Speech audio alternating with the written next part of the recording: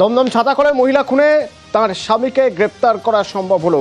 খুনের মোটিভ স্পষ্ট হয়ে যাচ্ছিল, খুনের উইটনেস রয়েছে, সাক্ষী রয়েছে, কিন্তু সেই অভিযুক্ত যে তাকে খুঁজে পাওয়া যাচ্ছিল না। অবশেষে গ্রেপ্তার।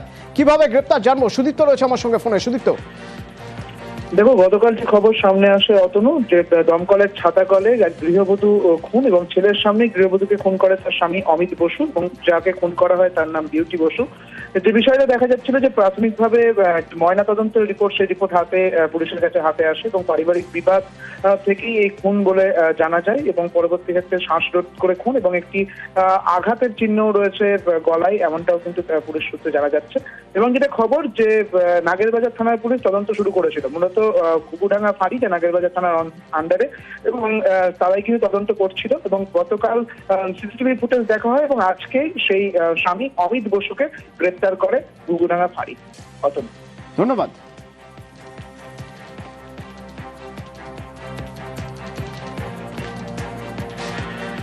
এক চিকিৎসক হাসপাতালে যাচ্ছেন চিকিৎসা করাতে, ফেরার পর অসুস্থ হয়ে পড়ছেন, তাকে আবার হাসপাতালে ভর্তি করা হচ্ছে, তিনি মারা গেলেন। কাথির ঘটনা। মারা যাওয়ার পর এক চাঞ্চল্যকর দাবি করছেন মৃতার মা। বলছেন যে ওর হাতে একটা চ্যানেল করা ছিল, ইঞ্জেকশন নেওয়ার জন্য যে চ্যানেল করা হয়, স্যালাইনের জন্য যেরকম চ্যানেল করা হয় সেরকম চ্যানেল করা ছিল, যেখান থেকে ব্লিডিং হচ্ছিল। যখন বাড়ি থেকে হাসপাতালে গিয়েছিলেন চ্যানেল তো ছিল না। চ্যানেল হলো কেন? কে করল? মৃত্যুতে কোনো রহস্য রয়েছে?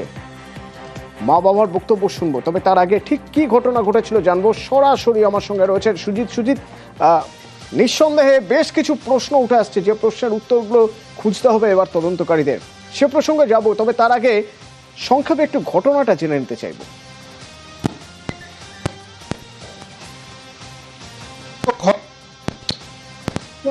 এবং তমলুকে ঘটনা যাতে ঘটেছে এবং তমলুকে মা মেয়ে থাকতেন এবং চিকিৎসক নিয়ে তমলুকের 2 বছর ধরে হাসপাতালে চিকিৎসা ছিল। সেই ব্যক্তিকে তিনি তমলুকে থাকেন, তার কাছে 2 মাস হলো রোগী হচ্ছে, সেখানে প্রাণ কিন্তু থাকে।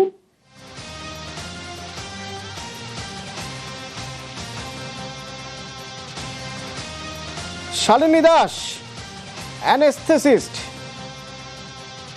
তমলুকের একটি নার্সিংহোমে গিয়েছিলেন ভিজিট করতে, সেখান থেকে ফিরে এসে অসুস্থ হয়ে পড়েন।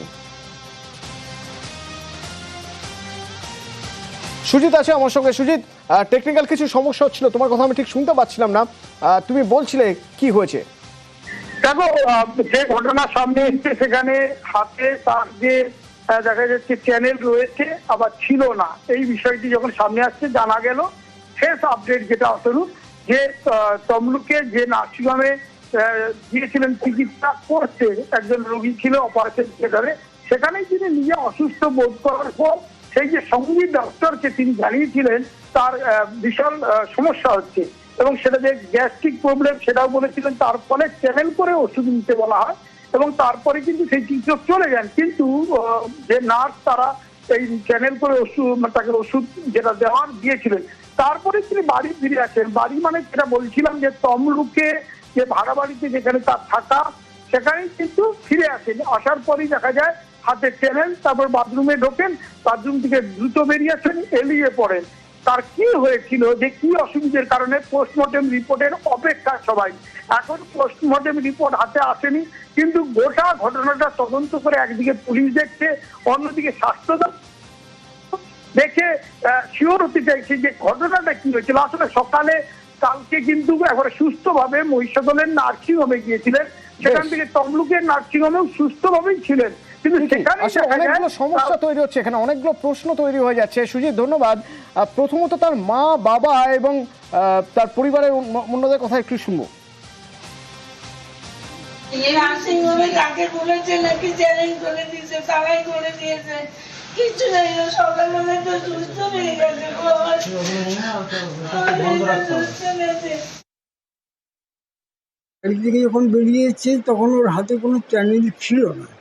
আসার পর ওর চ্যানেলটা কে পড়ালো তাই আমরা ধরতে পারছি না, এবং ও পড়ে গিয়ে চ্যানেলটা বোধহয় ডিসপ্লেস একটু হয়েছিল, যার ফলে প্রচুর ব্লিডিং হয়।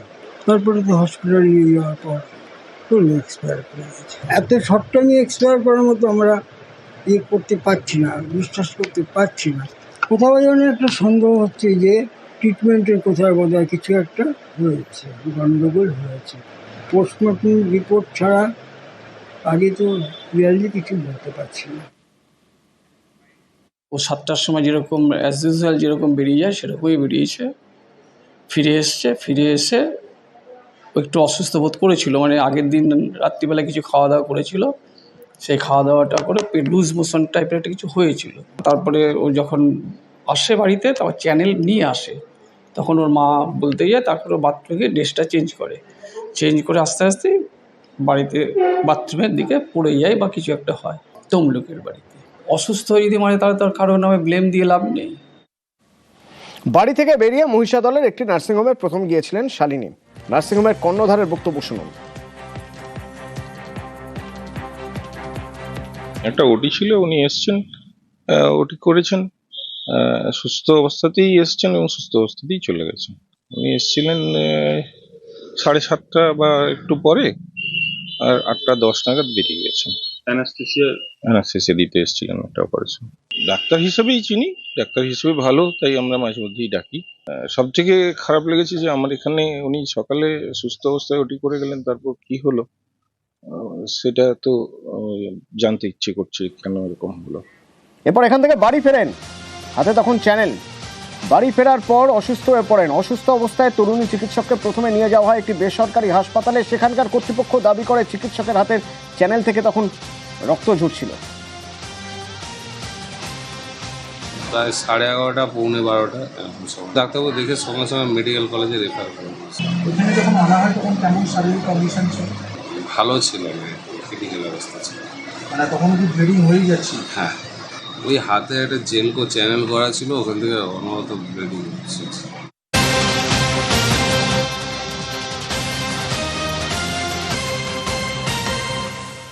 ব্রেকিং নিউজ আসছে। যেমন রাজনৈতিক দলগুলো তৎপর, তেমনই সুষ্ঠু অবাধ শান্তিপূর্ণ নির্বাচনের জন্য তৎপর নির্বাচন কমিশন। এবং জানা যাচ্ছে এসআইআর অর্থাৎ স্পেশাল ইন্টেন্সিভ রিভিশন আবহে এবার বুথ লেভেল অফিসার অর্থাৎ বিএলওদের নিয়ে একের পর এক অভিযোগ।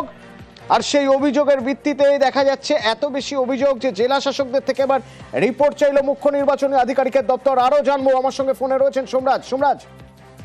দেখো, যেটা কমিশন সূত্রে জানা যাচ্ছে 4000-এরও বেশি বুথ লেভেল অফিসারদের নিয়োগ নিয়ে অভিযোগ উঠেছে। আর সেই অভিযোগগুলি নিষ্পত্তি এবার করতে চেয়েছে নির্বাচন কমিশন। প্রত্যেকটি জেলা শাসকদের থেকে লিখিত রিপোর্ট চাওয়া হয়েছে, মুখ্য নির্বাচনী আধিকারিকের দপ্তর থেকে লিখিত রিপোর্ট চাওয়া হয়েছে। কয়েকজন জেলা শাসক সেই রিপোর্ট পাঠালেও তাদের রিপোর্টে সন্তুষ্ট হতে পারছে না নির্বাচন কমিশন। তার কারণ বুথ লেভেল অফিসারদের নিয়োগ নিয়ে যে অভিযোগগুলি আনা হয়েছে, সব থেকে বেশি অভিযোগ বিজেপির তরফে আনা হয়েছে, তারপরে সিপিআইএম এর তরফে আনা হয়েছে। দুটি রাজনৈতিক দলের তরফে বুথ লেভেল অফিসারদের নিয়োগ নিয়ে অভিযোগ আনা হয়েছে।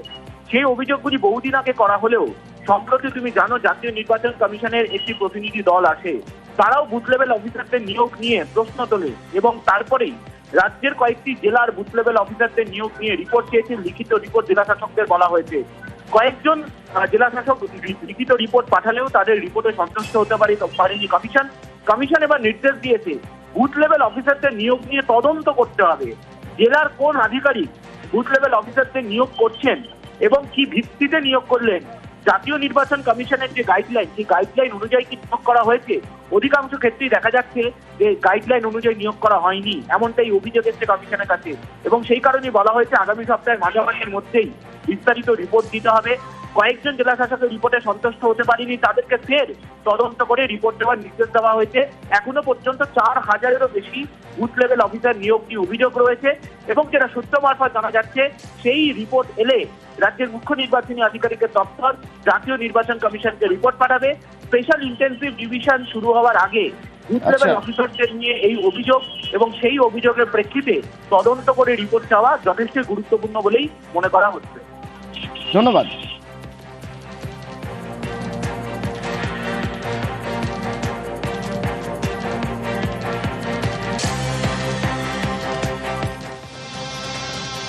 পাহাড় নিয়ে কেন্দ্রের মধ্যস্থতাকারী এই যে মধ্যস্থতাকারী নিয়োগ করা হয়েছে তা নিয়ে আপত্তি, মুখ্যমন্ত্রী মমতা বন্দ্যোপাধ্যায়ের প্রধানমন্ত্রীকে 2 পাতার চিঠি পাঠিয়েছেন।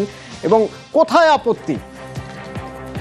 আপত্তি তা জানবো। আমার সঙ্গে আবির রয়েছে সরাসরি। আবির, কি আপত্তি জানানো হয়েছে রাজ্যের তরফে?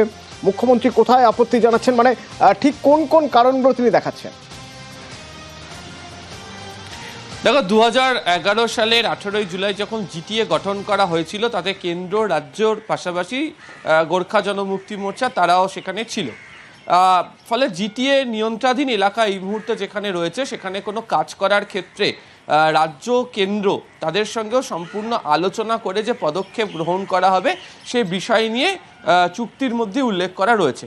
কিন্তু এক্ষেত্রে রাজ্যকে না জানিয়ে যেভাবে প্রাক্তন ডেপুটি এনএসএকে দায়িত্ব আনা হলো বা তাকেই মধ্যস্থতাকারী হিসাবে নিয়োগ করা হলো, তাতেই রাজ্যের আপত্তি। এবং তাদের বক্তব্য যে যখন জিটিএ গঠন করা হয়েছিল তখনই তো সিদ্ধান্ত নেওয়া হয়েছিল যে সেখানকার পরিকাঠামোগত উন্নয়ন, শিক্ষা, ভাষা, তাদের যে জাতির যে বিভিন্ন ধরনের সংস্কৃতি রয়েছে, এছাড়া আরও বিশেষ কতগুলি কাজ করার ক্ষেত্রে মূলত হচ্ছে যা সামাজিক অর্থনৈতিক পরিকাঠামোর সঙ্গে সংযুক্ত, সেই কাজ করতে গেলে উভয় পক্ষের সম্মতি নিয়ে সেই কাজটি করা হবে।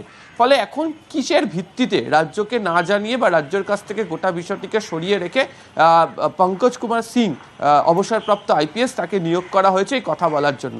ফলে এর পিছনে অন্য কোনো ইন্ধন বা অন্য কোনো কারণ রয়েছে বলে তারা মনে করছেন।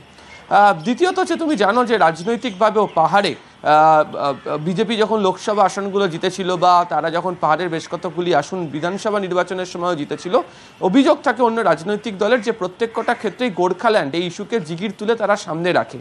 এবং উত্তরবঙ্গের যে 54টা আসন রয়েছে, বিধানসভা আসন রয়েছে, তার প্রত্যেক কটা জায়গার বিভিন্ন রকম রাজনৈতিক সমীকরণও রয়েছে।